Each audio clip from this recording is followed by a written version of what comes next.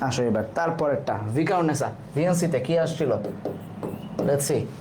here dash an important element এটা সহজ definitely B ভার্বের ক্ষেত্রে ইজ বসবে আর is an important element of environment but it is constantly being dash তাহলে বিং এর পরে ভার্ব থ্রি বসবে কারণ এটা অ্যাডজেক্টিভ হয়ে যাচ্ছে বিং পলিউটেড আবার যদি আমরা ইয়াও ধরি ভয়েসও ধরি ডেফিনেটলি ইজ বিং এই যে এখানে ইজ আছে am being is being are being is being plus verb three বসবে তাহলে এখানে ইজ আছে এখানে বিং আছে তার মানে এই ভদ্রলোক পলিউটেড ভার্ব থ্রি বসবে is being polluted in many ways অনেকভাবে এটা পলিউটেড হয়ে যাচ্ছে ক্লিয়ার ওকে বুঝছো আসো we make fire to cook food and dash many works আচ্ছা আমরা এটার প্যারালালিজম হচ্ছে এটা উই মেক ফায়ার এইটুকু আলাদা to cook food and dash ঠিক আছে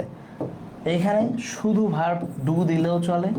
টু ডু দিলেও চলে up to you and to do many things অথবা we make fire to cook and do many things অনেক কিছুই করি ঠিক আছে অর্থগত দিক থেকে দুইটা ঠিক আছে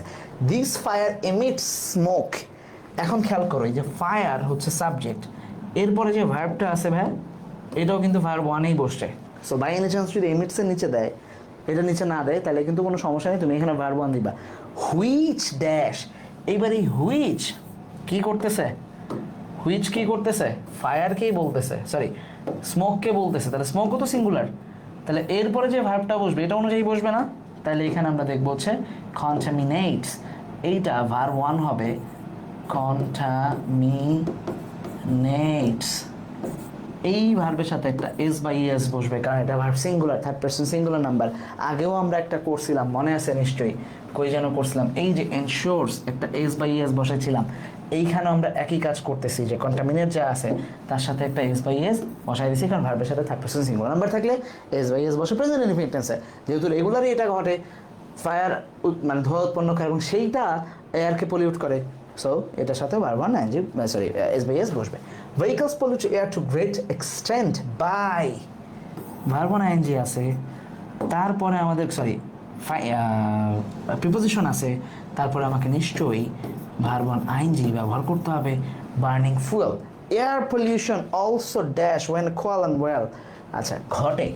রেগুলার ঘটে তাহলে হ্যাপেন্স ভার্ব ওয়ান প্রথম কথা হচ্ছে এটা হ্যাপেন্স ভার্বের সাথে এস বাই এস বসবে হ্যাঁ এটার সাথে এস বাই এস বসবে ওয়েন ওয়েল অ্যান্ড কোয়াল এটাকে যখন পোড়ানো হয় প্যাসিভের টোন আসছে তাহলে এখানে আর বার্নড আর কেন এই যে কোয়াল একটা ওয়েল একটা দুইটাকে পোড়ানো হয় তাহলে আর বার্ন প্যাসিভ ভয়েস করতে হবে ঠিক আছে ভার্ব থ্রি বসবে আর burn passive verb three auxiliary plus verb three mills and factories can be dash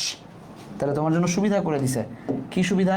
এখানে অলরেডি বলে দিছে যে ক্যান বি তাহলে ক্যান বির পরে তোমার কাজ কি প্যাসিভ করতে হবে তাহলে নর্মালি জাস্ট এই হোল্ডের ভার্ব থ্রি হচ্ছে হেল্ড যা আছে অ্যাজ ইট ইজ জাস্ট এটাকে আমরা ভার্ব থ্রি করে দেব ঠিক আছে ক্যান বি ভার্ব থ্রি কারণ তারা করবে প্যাসিভ ভয়েস হয়েছে for this pollution it is high time okay পেয়ে গেছি আমরা ভেরি গুড হাই টাইম কি বলছিলাম একটা রুলস দিছিলাম যে সব কিছুর সাথেই ভার্ব ডিডের সাথে এটার সাথে ভার্ব ওয়ান বসে কিন্তু এই যে it is time high time যদি এরকম থাকে তখন কি বসবে ভার্ব টু বসবে তাইলে আসো এখানে ইট ইজ হাই টাইম এই যে হাই টাইম পাইছি